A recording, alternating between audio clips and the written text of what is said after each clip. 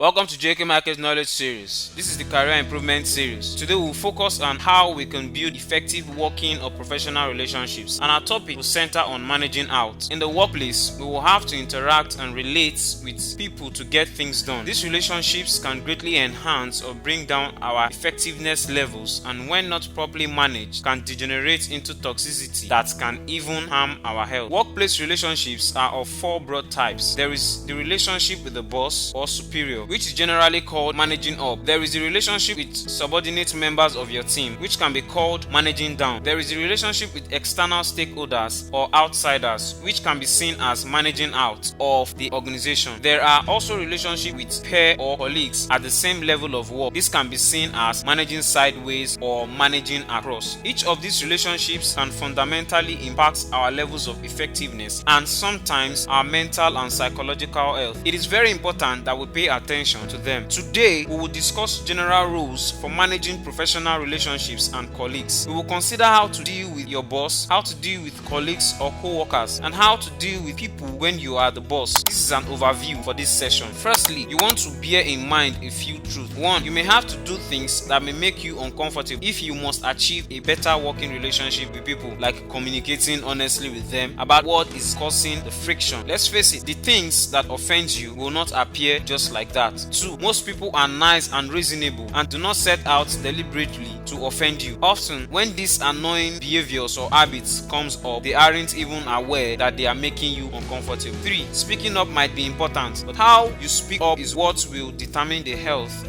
of your working relationship after the conversation. Your tone and the way you frame the conversation will play a huge part in determining the outcome. You should do your best to sound calm, matter of fact, and collaborative. Are there times when it would be better to be patient and bide your time to speak or act? Definitely with discretion, you should be able to tell 1. when you do not have the right amount of social capital or political capital to have a conversation of that weight. 2. When you have bigger battles to fight, for example, when you're trying hard to get that promotion or transfer, you might want to tolerate your boss's annoying call habits for a while. 3. When there would be no benefits to speaking up apart from the fact that you will feel better. 4. Sometimes the timing is not right to have some sort of conversation. You should use your discretion and sense of intuition to determine these situations. Conversations with your boss. Even very ordinary conversations with your superior might be intimidating. The imbalance of power may cause you to approach talks with considerably more caution than is necessary, or even persuade you to avoid having them altogether. What you need to remember in these situations is that your boss is often a human being like you, with feelings and emotions. He or she isn't a monster or a man-eating lion. Most bosses are understanding and reasonable if a matter is presented to them practically and reasonably. Don't overanalyze the situation or what to say. Overanalyzing will make you far more stressed and anxious than is generally necessary, and will be more likely to say the wrong things or beat around the bush without really saying anything. Just aim to be straightforward, respectful,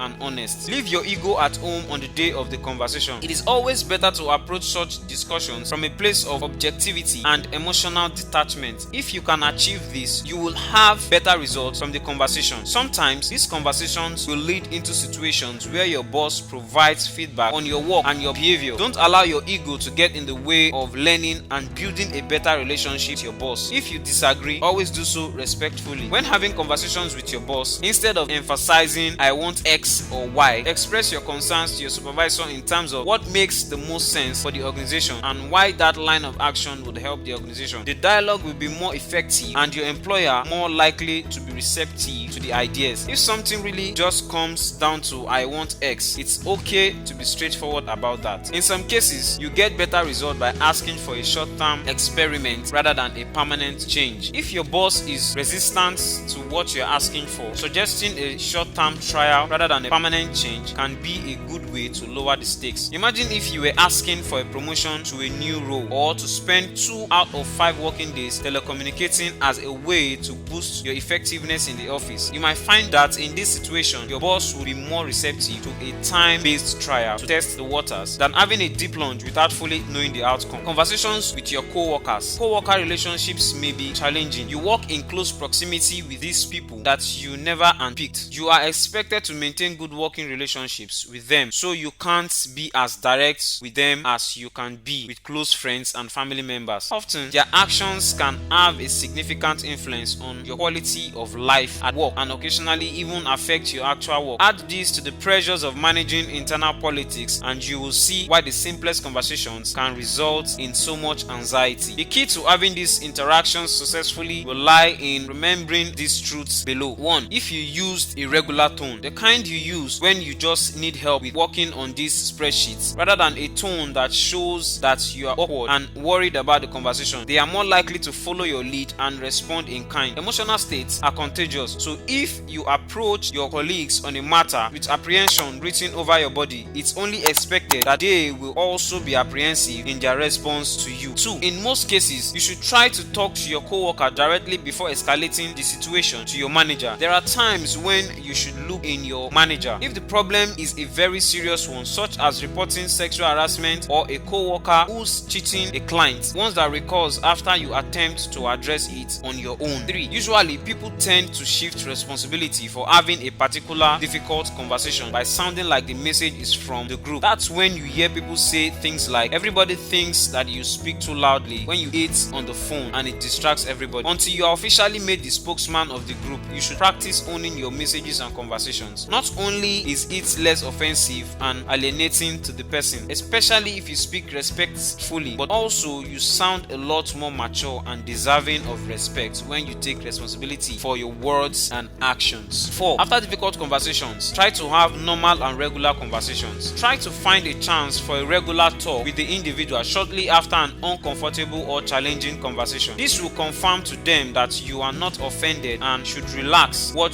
would otherwise be a charged up atmosphere. Conversations when you are the boss. The thing with being the boss is this: you own actual power. Thus, it is most likely that you have the capacity to address any issues that arise. You don't have to rely on bribing or convincing others to change their behavior. You have the power and frequently the duty to be clear about what you require and to hold individuals accountable for whatever standards you set for them. Of course, this does not indicate that you should behave rudely. In reality, it's the exact opposite. You have a responsibility to be compassionate and empathetic because you have power and thus significant control over other people's life. But you must accomplish it while maintaining a high standard for what you require and anticipate of your officers. The challenge is in finding the sweet spot between these two extremes of holding your officers to a high standard and being empathetic. If you experience a challenge finding a balance, this part will be of help to you. Be honest and straightforward with your officers. Being really honest with your employees is the absolute best thing you can do for them. As a manager, you will inevitably need to have uncomfortable discussions because it is a requirement of your position. There may be a temptation to postpone or soften an unpleasant discussion. Never do this. If you are not straightforward in conversations with your officers, you are doing them a great disservice, especially if it concerns their work performance or their character in the work environment. Pay attention to your tone. When having a potentially unpleasant or sensitive conversation, tone is crucial. When you are the boss, this is doubly true. Depending on how you communicate and the tone you use, someone may leave with understanding that he has had a tough conversation aimed at getting him to be better, or leave with a broken self-esteem and just want to stay away from the team for the rest of the day. You should be straightforward and honest, but also compassionate and empathetic in your tone and manner. Aim for a conversation, not a dressing down. This fault is often more common with new managers, but can also be found in the most experienced one. There is a tendency to believe that they must talk harshly with staff when things go wrong. Most times, this is not really necessary, as you can achieve even better results by engaging the staff in conversation to understand what really transpired, how it can be fixed and how it can be avoided in the future. What happened and what's going on are helpful inquiries that are frequently sufficient to convey your concern for a situation. There are also situations where you might have to use a firmer or sterner tone, especially when repeated attempts to resolve matters conversationally with a particular subordinate seem to yield no results. To summarize, in the workplace, we will have to interact and relate with people to get things done. These relationships can greatly enhance or bring down our effectiveness levels, and when not properly managed, can degenerate into toxicity that can even harm our health. Be considered how you can deal effectively with your boss, how to deal with colleagues or co-workers, and how to deal with people when you are the boss. This video centered on having conversations conversations, often difficult ones, in your bid to perceive or improve the quality of work or work relationships. In conversation with the boss, 1. Don't overanalyze the situation or what to say. 2. Leave your ego at home on the day of the conversation. 3. Don't speak selflessly about what you want. Always try to come from the standpoint of the organization and what is best for it. 4. In some cases, you get better results by asking for a short-term experiment rather than a permanent change. In conversations with co-workers, 1. If you use a regular tone. 2. Talk to your co-worker directly before escalating the situation to your manager. 3. Own the conversation. 4. After difficult conversations, try to have normal and regular conversations. In conversations when you are the boss, 1. Be honest and straightforward with your officers. 2. Pay attention to your tone. 3. Aim for a conversation, not a dressing down. For more information on building effective and working relationships, and more specifically managing difficult situations and conversations at work, please check out our website at www.jkmarketspm.com. We have an endless stream of training, courses, and materials to enhance your development. If you haven't yet subscribed to our videos, please like and subscribe by hitting the red button with subscribe on it down